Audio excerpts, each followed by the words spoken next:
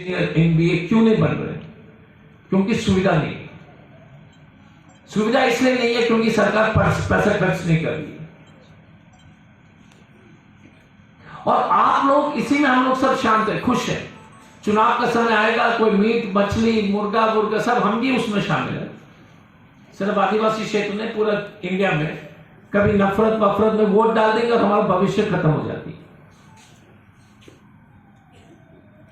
तो पहले तो आप बताइएगा कि आपको अपना भविष्य बदलना है कि नहीं। तो जितने भी लड़के लड़कियां हैं, मैं आपसे एक ही चीज अनुरोध करूंगा, जितेंद्र देव वर्मा जी, पहला काम क्या है कि कम से कम आप 600 अच्छे कैंडिडेट को खोजिए विनोद सिन्हा के साथ। 40 से नीचे के लोग को लीजिए, लड़का लड़की 40-45 जो भी होगा।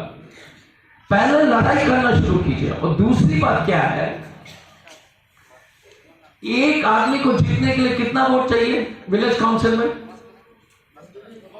यहां पर आदिवासी समाज के बड़े लीडर थे साहब, यहां पर बड़े भी छोटे लीडर हो। बड़ा लीडर सब है कि छोटा लीडर है? यार आप लोग छोटे लीडर हो कि बड़े लीडर हो? कोई बोल ही नहीं रहा है यार। अपने आप को लीडर मानते हैं कि नहीं? यस और नो? यस। लेकिन अगर आपके पास 200 वोट भी नहीं है तो क्या लीडर है यार? बात समझ रहे हैं ना? और अगर लीडर बनना है तो 200 वोट भी नहीं ला सकते तो लीडर ही नहीं हो।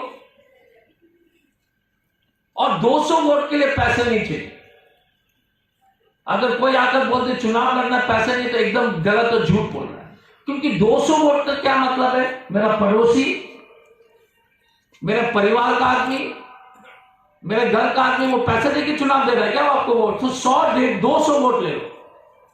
भारत के सबसे अच्छे डॉक्टर्स, इतने आदिवासी डॉक्टर्स हैं, टॉप इंजीनियर्स हैं, आईएएस ऑफिसर्स हैं। अभी जो वर्तमान सीएजी है ना, CAG controller and auditor general of India, वो भी आदिवासी है। तो हमारा सिर्फ यही कहना है कि जब तक आप जगोगे नहीं, अगर आप 400 करोड़ में से खुश है कि त्रिपुरा का बजट 26,000 करोड़ है और 400 मिल रहा है, खुश हो, तो भगवान ही बचा सकता है। फिर हमारा जरूरत ही नहीं है, विनोद सिन्हा का जरूरत नहीं है, आशीष सिन्हा का भाषण देने का जरूरत नहीं है। जयिता मैडम हो, सुदीप बर्मन जी हो। यदि आप भविष्य बदलना चाहते हैं, चक्रपाणी जितेंद्र देव वर्मा साहब, ये बात समझ लीजिए।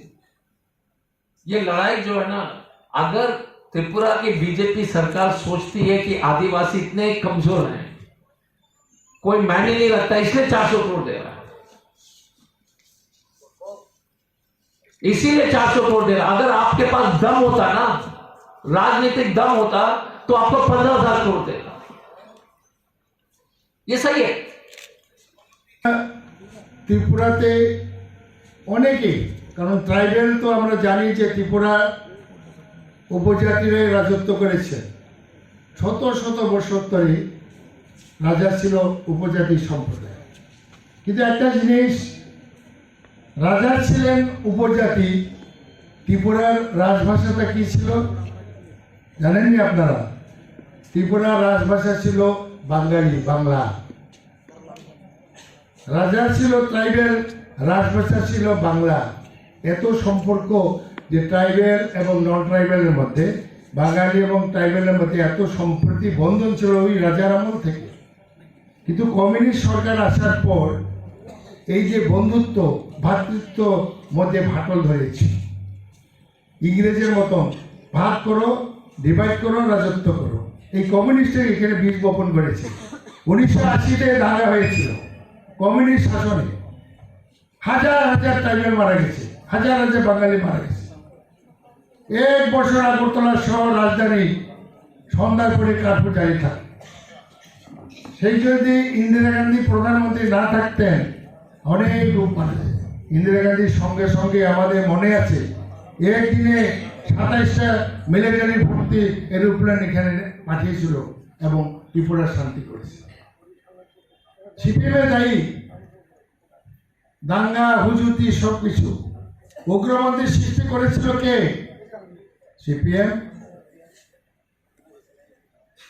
উগ্রপন্থী সৃষ্টি করেছিল, টিটিএম যত উগ্রপন্থী সৃষ্টি করেছিল ট্রাইবেলের মধ্যে কমিউনিস্ট। এটা অবশ্য একটা রাজনৈতিক অধিকারের জন্য লড়াই করেছে ট্রাইবেল। উগ্রবাদ মাথা তারা দিয়েছে শান্তি প্রতিষ্ঠার লক্ষ্যে। আমাদের প্রয়াত প্রধানমন্ত্রী রাজীব গান্ধীজি সেদিন এই বিপদকারী উপজাতি নেতৃবৃন্দদের তাদের নেতৃত্বকে ডেকে নিয়ে জীবনের মূল স্রোতে ফিরিয়ে নিয়ে আসার জন্য, উপজাতিদের উন্নয়নকে সেদিন ত্বরান্বিত করার জন্য চুক্তি করেছি। এবং এই চুক্তির ফলে উপজাতি অধ্যুষিত এলাকায় শান্তি সম্প্রীতি পুনঃপ্রতিষ্ঠা হয়েছিল। কিন্তু রাজনৈতিক মুনাফা আদায় করার লক্ষ্যে ক্ষমতাসীন হওয়ার জন্য ষড়যন্ত্র করে নোংরা ঘৃণ্য রাজনীতিকে যারা হাতিয়ার করেছিল, আমরা দেখেছি এই রাজ্যে বিভিন্ন সময়ে কিছু সংখ্যক যুবককে, কিছু সংখ্যক মানুষকে বিভ্রান্ত করে তাদেরকে অস্ত্রশস্ত্র হাতে তুলে দিয়ে ক্ষমতা লাভ করার স্বপ্ন যারা দেখেছে, তারা এই রাজ্যকে বারে বারে ক্ষতবিক্ষত করেছে। উপজাতি মানুষ, সাধারণ জনগোষ্ঠীর মানুষ তারা মৃত্যুবরণ করেছে, তাদেরকে ক্ষতিগ্রস্ত করা হয়েছে। বিভেদকামী শক্তি মাথা যারা দেওয়াতে রাজ্যের সম্প্রীতি বিনষ্ট হয়েছে। একটা বিরাট অংশের মানুষ উদ্বাস্তু হয়ে, কোথাও বাঙালিরা উদ্বাস্তু হয়েছে, কোথাও উপজাতিরা উদ্বাস্তু হয়েছে। এমন পরিস্থিতিতে কংগ্রেস দল বারে বারে ওই উগ্রবাদের যেমন বিরোধিতা করেছে, বিপদগামী যুবকদের ওই অংশটাকে মূল স্রোতে ফিরিয়ে আনার জন্য যখন যে সরকার ছিল সেই সরকারের কাছে দাবি জানিয়েছে।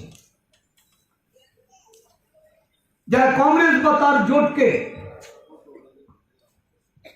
অপপ্রচার করে, বিভ্রান্ত করে মানুষকে কাঠগড়ায় দাঁড় করাতে চেয়েছে, আমরা কংগ্রেস দলের তরফ থেকে বিধানসভায় বিরোধী থাকা অবস্থায় আমরা তার একটা অনুসন্ধান করার জন্য একটা কমিশন গঠন করার কথা বারে বারে বলেছি। যখন আমরা শাসক দলের সদস্য হিসেবে ছিলাম, ভারতীয় জনতা পার্টির সদস্য হিসাবে এই বিধানসভাতেও আবেদন করেছিলাম যে কোন রাজনৈতিক দল এই রাজ্যে উগ্রপন্থাকে মদত দিয়েছে বা মদত দিয়ে যাচ্ছে, ভবিষ্যতে এটা নির্ধারণ করার জন্য, এটাকে বন্ধ করার জন্য এবং তাদেরকে চিহ্নিত করার জন্য যারা একটা তদন্ত কমিশন গঠন করে। কিন্তু ভারতীয় জনতা পার্টির সরকার ওই তদন্ত কমিশন গঠন করতে রাজি হয়নি, কারণ তাদের দুর্বলতা ছিল। তারা চায়নি যে এই রাজ্যে শান্তি সম্প্রীতি বিরাজ করুক।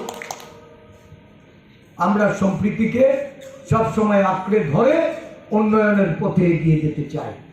যাই এই রাজ্যের আদিবাসীদের উন্নয়নের জন্য বারে বারে কংগ্রেস আদিবাসীদের কথা চিন্তা করে সিদ্ধান্ত নিয়েছে। ত্রিপুরা রাজ্যের আদিবাসী সমাজ উপকৃত হয়েছে। এটা কার অবদান? এটা ভারতীয় জাতীয় কংগ্রেসের অবদান। এটা ভুললে চলবে না।